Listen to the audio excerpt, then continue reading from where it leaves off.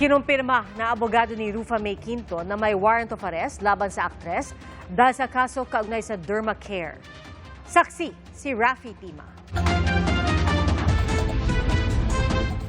14 na counts ng paglabag sa Section 8 ng Securities Regulation Code o pagbebenta at pag-aalok ng securities sa Pilipinas nang walang pahintulot mula sa SEC ang kinakaharap na kaso ng aktres na si Rufa May Quinto.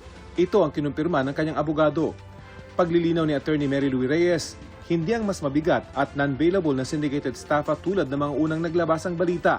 May standing na warrant of arrest sa client ko po. And yes po, she will face those charges po, including this na, mag-voluntary surrender siya. And magpo-post po kami ng bail for that. Katulad ni Nery Naig Miranda na inaresto dahil sa mga kaso kaugnay sa Dermacare. Biktima rin daw si Rufa May ayon sa kanyang abogado. Kung tutusin, isa din siya sa naging biktima nito.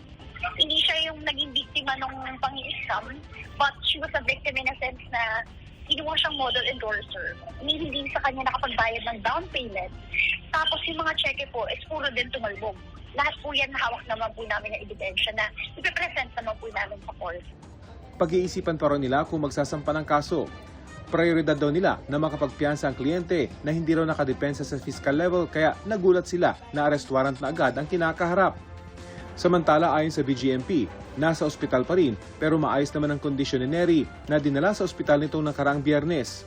Alinsunod umano ito sa utos ng korte bilang tugon sa medical evaluation request ng kampo ni Nery.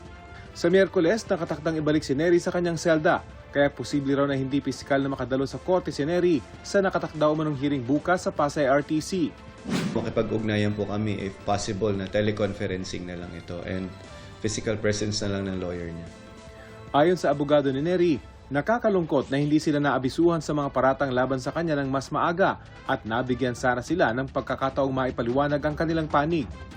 Ang mga kahalintulad umanong kaso laban kay Nery sa ibang lugar ay nabasura kaya't kumpiyansa silang mapapatunayang wala talagang sala si Nery. Para sa GMA Integrated News, Rafi Tima ang inyong saksi.